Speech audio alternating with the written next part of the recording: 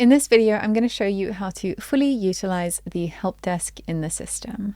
So I am currently logged in as Gil Bates, who is our tier 3 agent, so he can view his tickets on tier 3, but he can also view all of the tickets below him on tier 2 and tier 1.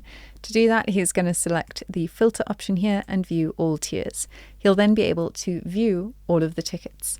So let's just have a look at our tickets. So the first thing you'll notice is our status. We have our active status. This means that it is my turn to reply to the ticket.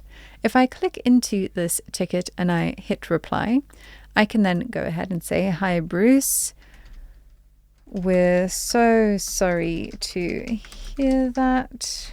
We will assist you with that replacement." All right, and then we can say send and mark as waiting, or you can say send, mark as resolved, or you can go ahead and close that ticket. I'm going to say send and mark as waiting. So now if I navigate back to my inbox, and again, let's just apply that filter for all tiers, you can see that that is now waiting. That means that I am waiting for a response from this user. So now if I go and log in as Bruce, and I come to my account, my support tickets, you'll see that I've got this ticket. It's marked as active. So now it is Bruce's turn to reply. So Bruce can pop in here and he can say, "Thanks so much." And then he can reply. Bruce can also close the ticket. So let's just go ahead and reply. And we can go ahead and navigate back to the admin area. Again, I need to view all tiers. You'll see that it is active. I can click in here, view all of those replies, and say, "Thanks. This issue has been resolved." All right, then we can go ahead, mark that as resolved, and send it off. And again, if I navigate back to my inbox, I really should have logged in as someone on a lower tier, but it's okay. You'll see that that is then resolved. And if I navigate back to Bruce's side, you'll see that here on his side, it's also marked as resolved. And then when he clicks in, you can see there's this question: has your issue been resolved? Yes or no. If we click yes, that's going to close the ticket. If we click no, it is going to keep that ticket open. So we can go ahead and say, yes, it's been resolved. The ticket has now closed. And then we can leave our review and submit it. And then when we navigate back to the area, well, firstly, you'll see here it is marked as closed. If I navigate back to my admin area and I refresh and I apply that filter again, you'll see that that ticket has then been closed as well. All right, so I'm going to go ahead and submit another ticket on behalf of Bruce. Okay, so I've got that ticket. There's a few more things that I would like to show you. So I'm going to click into this ticket. And one thing you'll note is that we can add private notes to our help desk tickets. So if I want to do that, this means that I'm leaving an internal note for this ticket that my user will not be able to see, but that anyone utilizing the help desk will be able to see. So again, it's internal. So we can say this customer, oh my goodness, this customer ordered the wrong size. It's not a very good private note, but you can leave whatever note it is that you need to. So that note is then going to be left there. I can go ahead and reply to this message and say, "No worries, we will help you with that."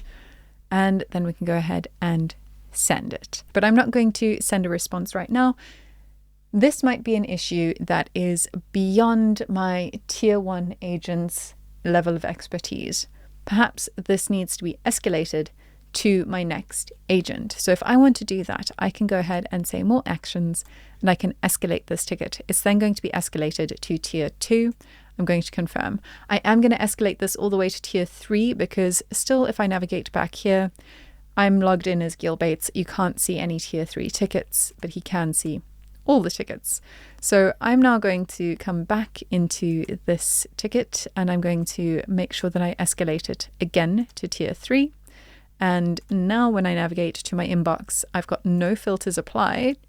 I can see that tier 3 ticket and I can respond as Gil Bates. If this ticket needs to be de-escalated for any reason, I can go ahead and do that by clicking More Actions and saying De-escalate as well. Another thing that you will have noticed when I click on More Actions is that we can mark a violation on this ticket. So I can say that there's a violation, and perhaps this user was particularly unkind, or they listed multiple issues in this ticket. I can then choose which violation has been committed, and we can go ahead, select it, hit save, and that's just going to send a quick little, hey, you violated our Helpdesk guidelines. Please remember this moving forward. You'll see this on the user's side. So I navigate back to Bruce and I just go ahead and refresh this and I open this active ticket. You'll see, hey, oh, there's your violation. Please only submit one issue per ticket. So again, we're pretending that he's submitted a lot. All right, then I'm going to navigate back to my admin side. Something else that is important to note is that here in your settings, you can go ahead and adjust the settings of this ticket if necessary. So you can move it to a different department. You can choose a different ticket type if the user chose the incorrect one. You can assign this ticket to an agent. So let's say that I think this is now a tier 2 ticket. Yep, it's a tier 2 ticket, so I can go ahead and actually just assign this ticket to Gil. And I can also go ahead, change the priority, make it urgent, I can update the status, and I can set a follow-up period. So I can create an automatic follow-up period, which is 2 days, or I can create a custom follow-up period, and I can set the specific date. So we'll say we need to follow up with this user on the 13th at 8:41. So you can go ahead and set up those specific follow-up periods. And then again, you can also customize those custom fields if we need to. I can go ahead and save the changes to this ticket, and then I can go ahead and simply reply. And we can say, thanks for reaching out. We will assist with that exchange. And you can go ahead and hit send, mark it as waiting. Now, something else you can do is customize the way this reply looks. So if I come here to setup, and let's just save those changes. If I come to setup, I'm automatically taken to my inbox settings for the help desk. You'll see that I can then customize the reply template over here. This is also where I can set my automatic follow-up period. So it's set to 3 days here. I can also choose my assignment method. So if this is listing the tickets for agents or if it is queuing the tickets for agents. If it is listing the tickets, then you'll see the list of tickets as we have been seeing. So I'm going to go ahead and just submit a couple more tickets and show you the difference between these. So I've submitted those tickets. I'm just going to navigate back to our help desk. And here we go. Let's just go ahead and view all tiers. So this is what I mean by those tickets are listed for our agents. But if I go to setup and I choose to queue my tickets for my agents and I save those changes, and I go back to the inbox, again, just applying that filter to all tiers, you'll see that I am only able to select one ticket at a time. So currently I'm working on this ticket with Bruce. But if I want to claim the next ticket, I don't get to pick and choose which ticket I want to do. I then have to say, cool, claim the next ticket. And then the next ticket will be given to me. It will be assigned to me. Once I have responded to this ticket, I can go ahead and say claim the next ticket. And again, it will give me the next ticket to deal with. So that is the difference between listing your tickets or queuing them. So if it's queued, they don't get to pick and choose which tickets they want to respond to. They're given the next immediate ticket. So I'm going to leave it as listing it for my agents and hitting save. Something else you can do is add filters to your inbox. So I can come here to my filter section. I can add a new view. and we can call it whatever it is that we want to call it. We can add a filter to this. And so you can choose the department, the licensee, the priority, the status, and the type.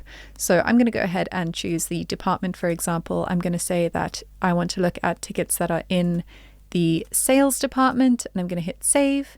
And that's good enough for me. I can add as many filters and conditions as I want. So I'm just going to say sales. There we go. Now that I know what it is, and I'm going to hit save. And now I can click on that view and look at the tickets in the sales department. Now, of course, I'm not seeing any of the tickets because I'm logged in as Gil. So what I'm actually going to do quickly is change Gil's tier. So I'm going to come here to setup. I'm going to come to departments. I'm going to select the sales department here, and I'm just going to move Gil back down to tier 1, and I'm going to hit save. All right, navigating back to the inbox, you can then see that Gil is able to view the tickets on tier 1, and he can view the sales specific tickets as well. And one last thing that you can do in the help desk is submit help desk tickets on behalf of your users. To do that, you're going to click Add Ticket on the top right-hand side. You can find or create a contact. So let's say it's Bob submitting this ticket. You can choose the priority. You can choose the department. So let's say it's technical and they want to reset their password. You can then put in whatever information they are requesting. So we'll say password reset, and let's just put the message in there as the same. And you can go ahead and hit save, and that will submit this ticket on behalf of that user. So that is everything you need to know about utilizing and setting up the help desk in the system.